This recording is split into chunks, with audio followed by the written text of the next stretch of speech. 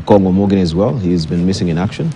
No, not bad. Morning, first morning. Morning to you. Yeah, I think we went on leave together with you, so you should not be saying I've been missing in action.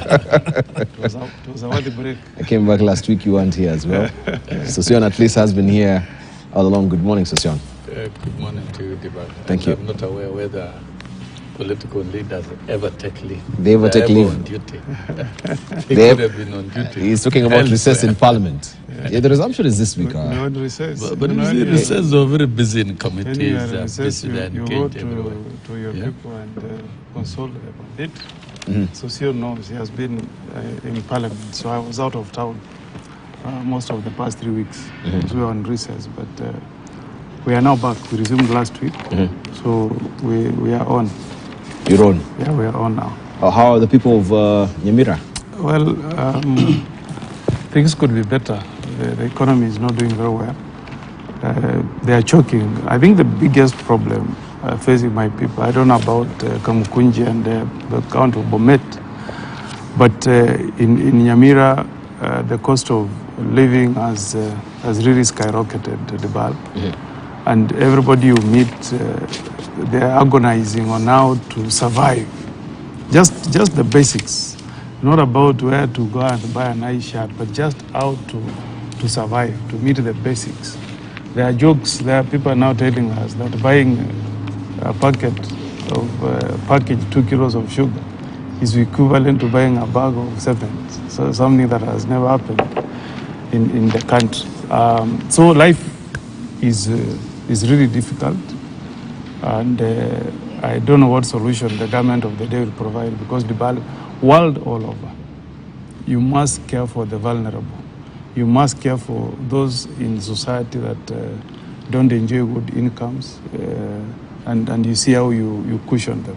You go to many developed countries, you go to Australia, the government tries to tax those who have, to ensure that those who don't have don't die from hunger or from lack of food.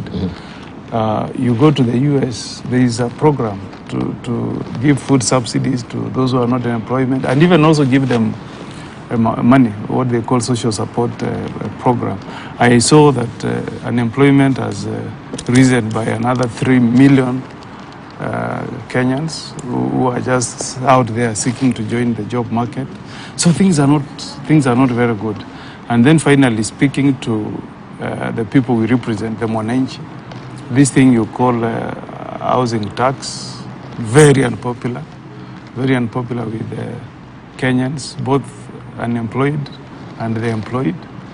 There is fear that the cost of living will get worse with the proposal to increase VAT by a further 8%, because the projection is that that will raise the cost of fuel by another 12 to 13 shillings. And people fear genuinely that will have a spiral effect in increasing the price of many goods in the market.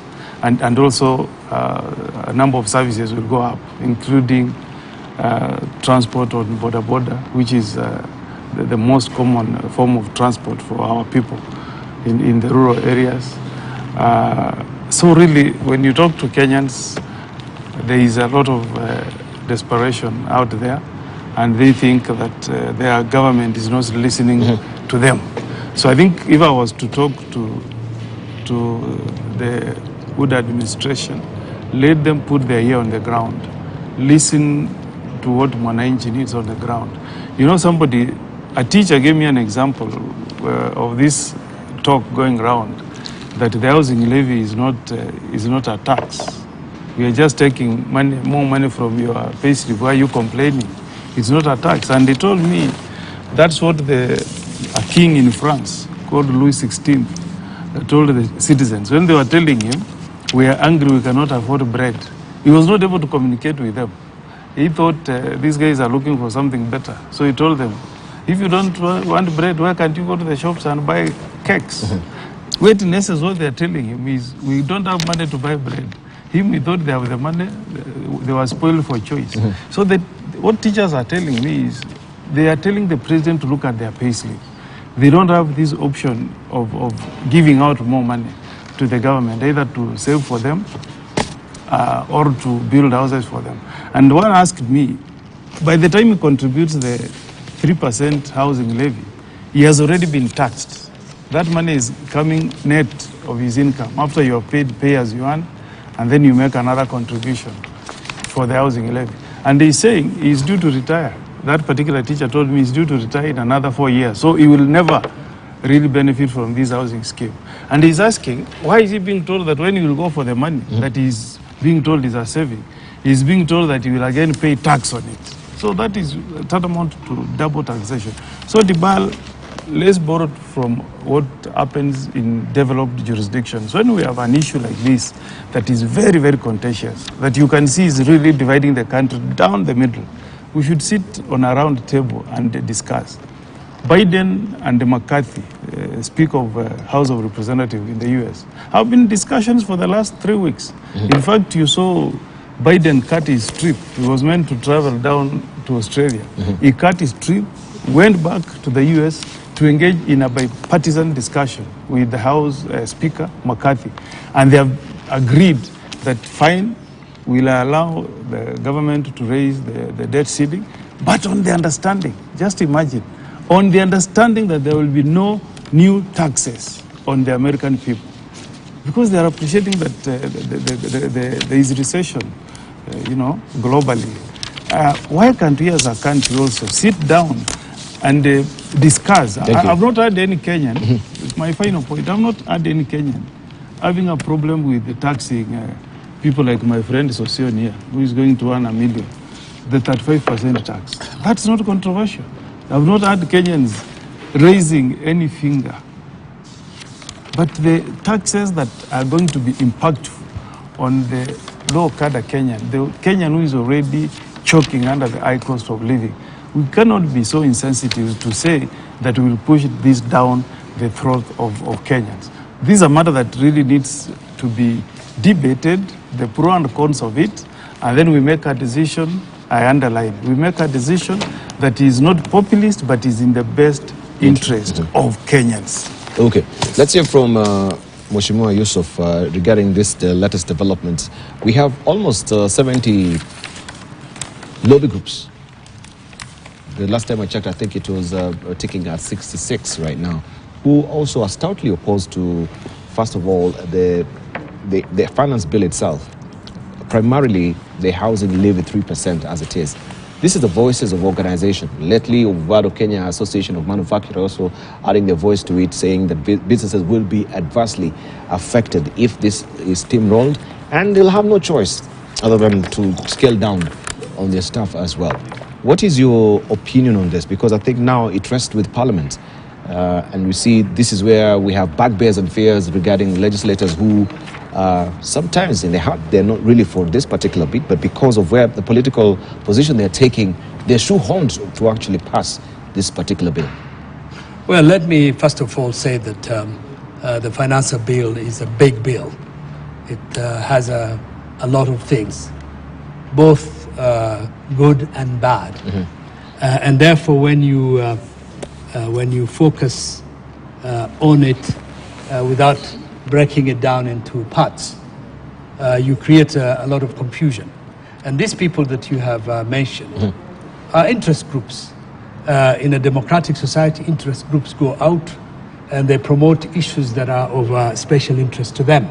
And they have every right to do that.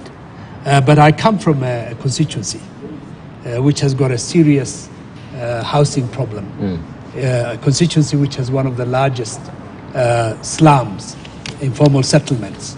And as an MP, I campaigned on the platform of affordable housing, to be able to provide public housing to our community, to be able to get rid of the squalid slum conditions that exist in our urban centers. And therefore, I see the housing development policy and the housing development fund as a positive thing, in the sense that I feel that is the only way that the people of Kamkunji can get out of the extreme poverty that exists among the Middle East, and housing is an integral part of that.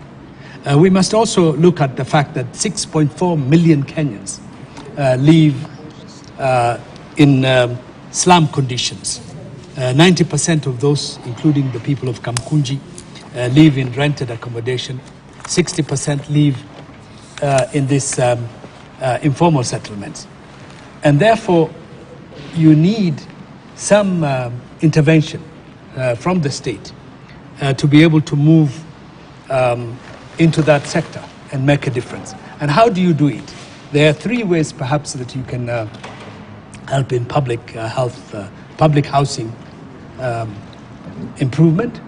One is to get grants, from foreign countries, donors and so on. And which means you have to continue to beg and get support from countries and create dependency. And in most cases, we have been doing that for the last 60 years of our independence. And we have not been able to tackle the triple scourges of poverty, diseases, and illiteracy. The only other option, therefore, is to create a local fund which we contribute to ourselves as a country and as a people. And we create a development plan that can change the housing equation in our country. And if you look at the current government's policy, is that the housing plan that would be funded by the housing levy would, create an opportunity for 1.1 trillion housing development project. It will create opportunities for employment, for example. Large number of our youth will be employed. In our particular case, we already have soon the Shaurimoyo affordable housing. We expect many more others to eliminate the slums in our midst. The second element is stimulating the economy. And I come from a neighborhood which has got the largest juakali in the country, the Kamkunji juakali. And these are people who are going to benefit by providing material to the housing project, including doors, including windows, artisans and experts, local experts. And then the third element of this particular housing project is creating an opportunity for people to get decent housing, to be able to buy housing. So this particular project for me, the housing development policy, and is very close to my heart because it will have an impact in my constituency. It will improve the quality of life in our neighborhood, and it will create housing opportunities for people who are now living in very, very bad housing conditions.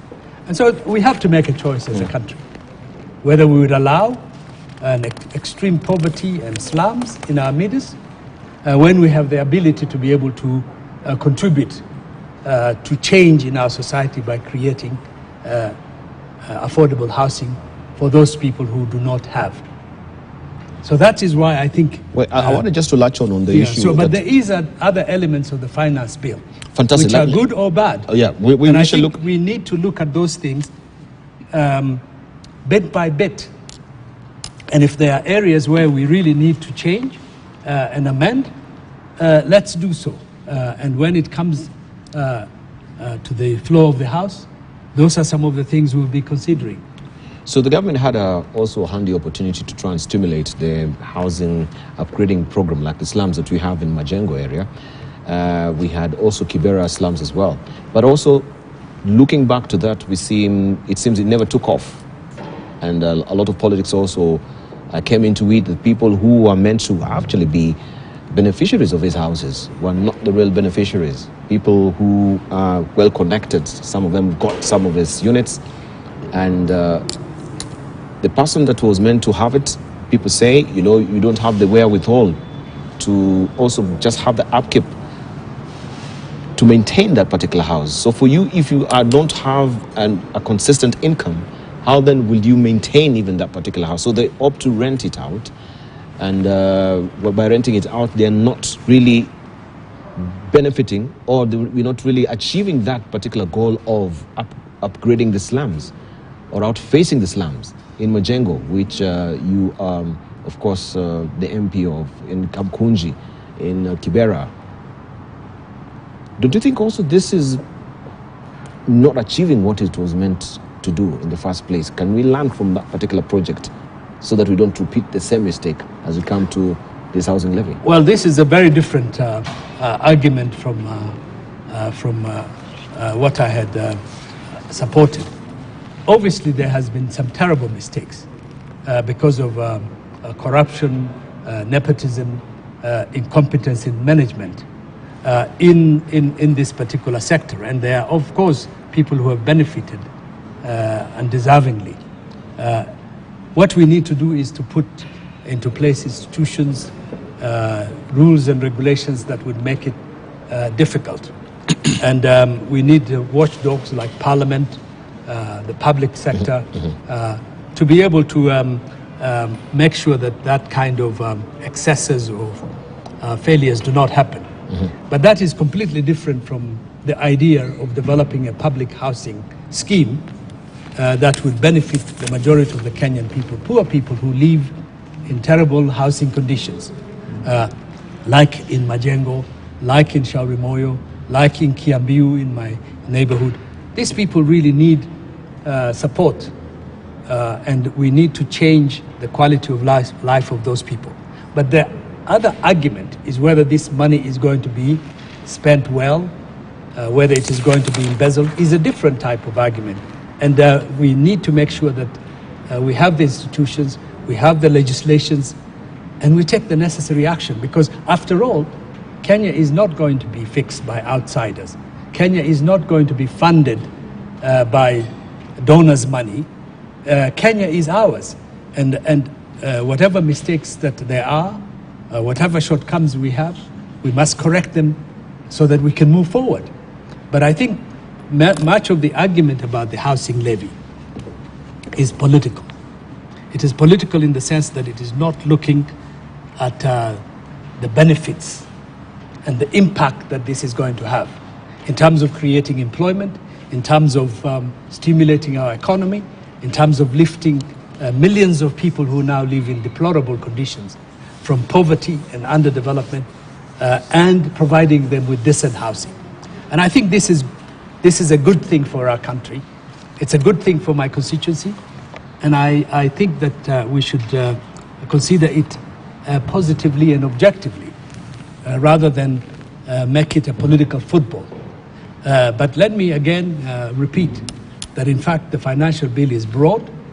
There are elements of it which I find very difficult to support. And we'll look at them when it's brought to the floor of the House. Thank you. All right, let's hear from Wilson Sosion. Good morning. Yeah, good morning, Debar. So we have a Senator Omtata who's threatened to go to court regarding this particular development as well. And that's democracy. People are free to litigate. And I think more than any other time, the housing debate